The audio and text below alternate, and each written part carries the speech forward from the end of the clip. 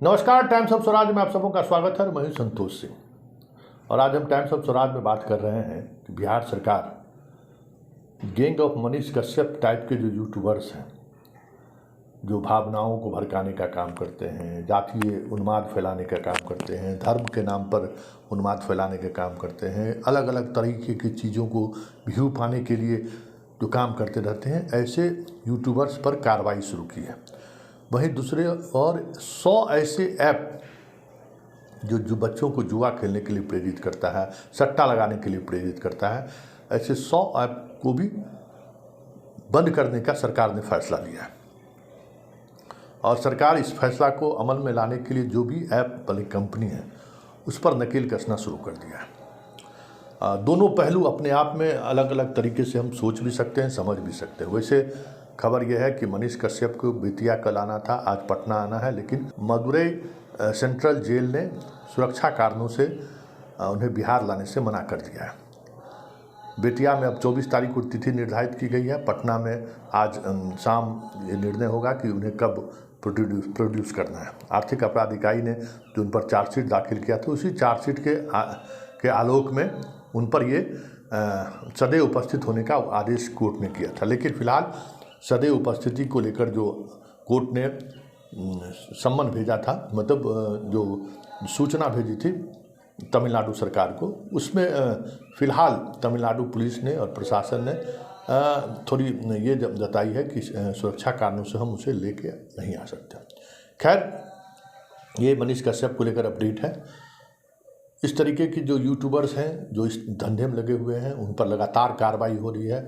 160 के तहत नोटिस दिया जा रहा है। वो आकर शपथ पत्र दे रहे हैं कि हमसे अब आगे इस तरह की हमसे गलती नहीं होगी, कोई भी भावना भड़काने वाला पोस्ट नहीं करेंगे, कोई भी ऐसे पोस्ट नहीं करेंगे जिससे जातीय तनाव बढ़े, कुछ भी ऐसी खबरें नहीं चलाएंगे जिसमें अमर्यादित भाषाओं का इस्तेमाल हो रहा है। लगातार रोज़ाना पटना में ऐसे 10 से 15 यूट्यूबर्स को नोटिस भेजा जा रहा है और उनसे शपथ पत्र लिया जा रहा है। और कुछ ऐसे यूट्यूबर्स हैं जिनकी गिरफ्तारी की भी तैयारी है। इस पहल को आप इस तरीके से भी देख सकते हैं कि अभिव्यक्ति की आज़ादी पर तो नकेल नहीं है, क्योंकि आज इस आधार पर आप कार्रवाई कर रहे हैं। कल सरकार के योजनाओं को, सरकार के परियोजनाओं को, सरकार की नीति को लेकर अगर सवाल खड़े कर रहे हैं कोई यूट्यूबर्स, तो आप उनको भी इस तरीके से प्रतिबंधित कर सकते हैं।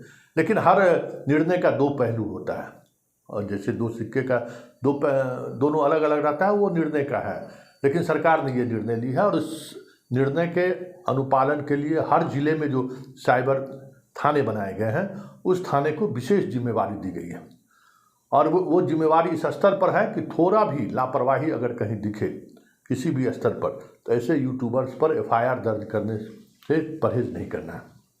हालांकि जिला स्तर पर यूट्यूबर्स के आने से बहुत सारी चीज़ें बदली भी हैं, प्रशासन पर एक अलग तरीके का दबाव भी बढ़ा है, लेकिन दबाव बढ़ाने वाली प्रवृत्ति वाले बहुत कम यूट्यूबर्स हैं।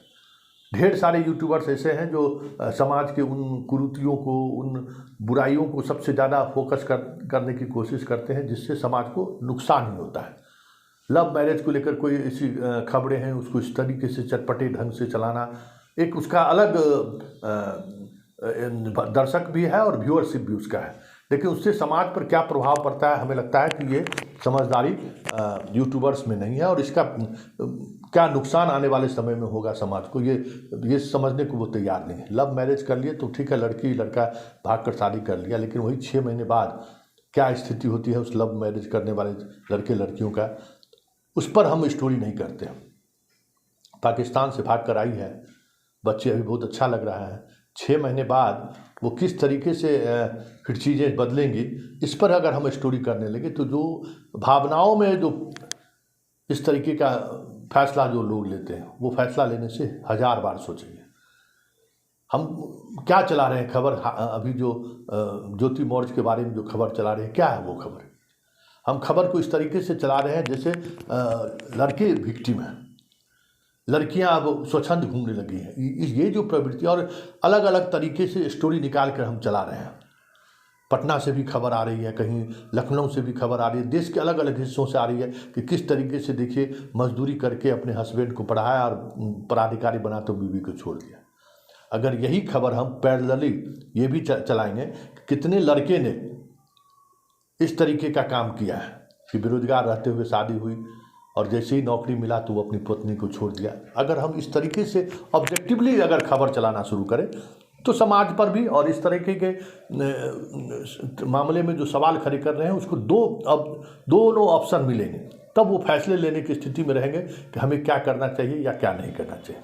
वैसे जिन ऐप को पर प्रतिबंध सरकार ने लगाई है, जरा सुन लीजिए एडीजी मुख्यालय जीएस गंगवार क्या कह रहे हैं और सोशल मीडिया पर अब किस तरीके से सरकार की नज़र रहेगी, जरा इसको लेकर क्या कह रहे हैं जीएस गंगवार, जरा आप सुन लीजिए। आर्थिक अपराध इकाई के द्वारा कार्रवाई करते हुए अवैध वित्तीय लेन देन करने वाले ऐप्स की पहचान की गई।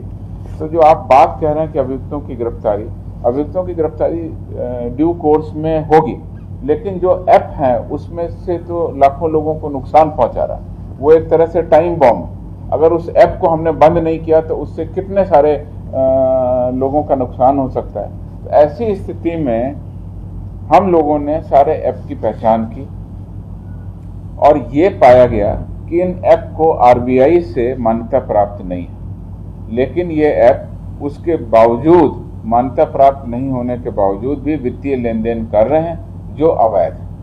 तो इस वजह पर हम लोगों ने, इस जानकारी पर हम लोगों ने यानी आर्थिक अपराध इकाई बिहार पुलिस के द्वारा इन सभी एंटिटीज को, ऐप्स को धारा 69A आईटी एक्ट के अंतर्गत नेशन वाइड एक्सेस ब्लॉकिंग करने के लिए हम लोगों ने पहल की। नेशन वाइड यानी पूरे देश में अब ये ऐप नहीं चल पाएंगे, ऐसा ब्लॉक करने के लिए हम लोगों ने रिक्वेस्ट भेजा।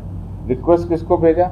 इसके लिए जो डिजिग्नेटेड अथॉरिटी हैं बिहार में, वो प्रिंसिपल सेक्रेटरी सूचना एवं औद्योगिकी विभाग है। तो सूचना एवं प्रौद्योगिकी विभाग बिहार पटना को लगभग 100 ऐप को नेशन वाइड ब्लॉक करने, पूरे देश में ऐप बंद हो जाए, ऐसा हम लोगों ने रिक्वेस्ट किया। इसके बाद जो प्रक्रिया है वो जॉइंट सेक्रेटरी भारत सरकार ministry of information and technology को, उनके जो डिजिग्नेटेड अथॉरिटी हैं उनको भेजेंगे। उसके बाद वहाँ जो तकनीकी पहलू हैं उसकी जांच कर इनको बंद करने की कार्रवाई की जाएगी। ये जो ऐप हैं लगभग 100 हैं। इन ऐप के माध्यम से जरूरतमंद लोगों को ऋण दिया जाता है। लोन ऐप है, मोस्टली इसमें लोन ऐप है और ऋण से कई गुना अधिक राशि की वसूली बलपूर्वक डरा धमका के अपमानित करके भी किए जाने की सूचना है। पिछले वर्ष भी बहुत सारे चाइनीज लोन ऐप की बात आई थी। ये उसी तरह के ऐप हैं जो फिर से हमारे प्रकाश में आए हैं और हम लोगों ने न केवल बिहार वासियों के लिए, पूरे देशवासियों के सुरक्षा को, वित्तीय सुरक्षा को ध्यान में रखते हुए नेशन वाइड ब्लॉकिंग के लिए रिक्वेस्ट की। ये समस्या तो पूरे भारतवर्ष में है, लेकिन हम लोगों ने विभिन्न परिवादों के माध्यम से, विभिन्न जांच के माध्यम से और विभिन्न इंटेलिजेंस एजेंसी की सूचना के आधार पर हम लोगों ने कार्रवाई की। कुछ अवैध रूप से संचालित ऐप के नाम मैं इस प्रेस कॉन्फ्रेंस में आपके सामने रख रहा हूँ। सभी लोगों को इनसे सतर्क रहने की जरूरत है। इनके ब्लॉकिंग की रिक्वेस्ट हमने भेज दी है। ये ऐप हैं तारा रूपी, daily loan app, loan Bandhu, Aadhaar cash, sky loan app, आमला credit loan app, loan bro, home cash, speedy credit loan, wonder loan, handy loan, swift credit loan, pay rupee, cash advance, faith bro app का नाम है, faith bro, family cash, maxi loan, safety loan, Paytm large loan, well credit loan, honey loan, इकारजा loan, cash mart, mighty rupee loan. आप देख सकते हैं किस तरह से इंटरेस्टिंग नाम रखते हैं। माइटी रूपी, बहुत बलशाली रुपए का लोन देंगे आपको।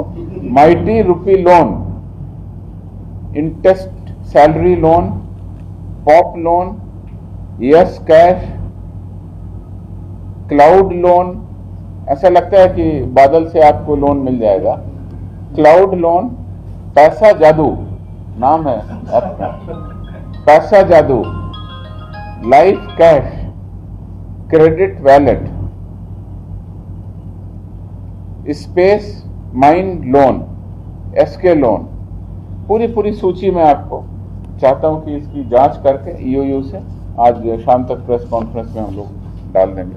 तो ये इसलिए हम आपको जानकारी दे रहे हैं कि किस तरीके से बिहार के निवासियों के साथ साथ पूरे देशवासियों की वित्तीय सुरक्षा के लिए हम लोग लगातार कार्रवाई कर रहे हैं, जिसमें कि ऐप के बैन करने की बात है, और जहां कहीं ठगी हो जाए वहां पर 1930 के माध्यम से हम लोग किस तरीके से 799। तो आपने सुना जेएस गंगवार क्या कर रहे हैं, किस स्तर पर अब आपके सोशल पेज का, सोशल जो यूट्यूब है, फेसबुक, ट्विटर, उस पर अब इंस्टाग्राम कैसी सरकार की नज़र रहेगी, ये आप गंगवार के इस बयान से आप समझ गए होंगे। इतना ही नहीं, आने वाले समय में कई और तरीके के नियमावली बनाई जा रही है यूट्यूबर्स के लिए, क्योंकि हमारे हाथ में एक बड़ी ताकत मिली थी, अब वो ताकत सरकार को असहज कर रही है, और जिस सरकार को असहज कर रही है वो कल तक इसी ताकत का दुरुपयोग किए, जो आज स्थिति इस यहाँ पर आकर खड़ी हो गई है। अब ये स्थिति आ गई है, जिसने सबसे ज़्यादा दुरुपयोग किया, अब उनको लग रहा है कि नहीं, अब इस पर नियंत्रण होना चाहिए। तो अब हमारे और आपके हाथ से एक ऐसी चीज़ें दूर होने वाली हैं जिसके सहारे हम बड़े बदलाव की बात सोच सकते थे। चलिए, चीज़ें बदलती रहती हैं, समय के साथ फिर कुछ नई चीज़ें भी आएंगी। बदलाव प्रकृति का नियम है, उस बदलाव के साथ हमें भी, आपको भी बदलना है, ये भी तय है। लेकिन इन सब से इतर जो सबसे महत्वपूर्ण बात है जिस पर गौर करने की जरूरत है कि यूट्यूब पर या सोशल मीडिया पर जिस गंदगी को फैलने में चंद सेकंड लगते हैं और हज़ारों लाखों रुपये की कमाई हो जाती है, ये जो प्रवृत्ति है कि दर्शक जितने देखेंगे उतनी कमाई होगी, उस पर जो सोशल मीडिया के जो निर्माता लोग हैं, जब वो उस पर नकेल नहीं कसेंगे कि किस तरीके के, क्योंकि बहुत मुश्किल है, लेकिन टेक्निकल चीज़ है, टेक्निकली जो है सो आप हिंसा लिख देंगे फेसबुक पर तो आपको वो यूट्यूब पर तो तुरंत आपको मोनेटाइज से हटा देगा, लेकिन उस हिंसा में किस तरीके की हिंसा है वो देखने की कैपेसिटी नहीं है। लेकिन अब बहुत सारी चीज़ें आई हैं, और आने वाले समय में जिस तरीके से एक इंटेलिजेंस का, एक नए तरीके के इंटेलिजेंस का शुरुआत हो रहा है, वो इंटेलिजेंस अब हमारे आपकी ज़रूरत को ख़त्म करने वाला है, और वो इंटेलिजेंस पर काम काफ़ी तेज़ी से हो रहा है। लेकिन उसका ये सकारात्मक पहलू हो सकता है कि इस तरीके के कंटेंट को कैसे रोका जाए, उसमें उस इंटेलिजेंस कंप्यूटर का इस्तेमाल हो, तो हमें लगता है कि कुछ सकारात्मक चीज़ आएंगी। लेकिन वहाँ तो रिप्लेसमेंट की बात होने लगी है कि आदमी के जगह पर अब उन्हीं को रख दिया जाए। तो ये दोनों चीज़ें चलती रहती हैं, लेकिन सरकार की इस पहल की आप लाख आलोचना कीजिए, लेकिन जो कार्रवाई सरकार की तरफ से हुई है उसका असर ज़रूर हमारे युवा के मन पर दहशत के रूप में सामने आया है, और अब इस तरीके की प्रवृत्ति पर रोक भी लगी है। जो छुट्टा सब कुछ चल रहा था, अब वो छुट्टा वाली स्थिति नहीं है।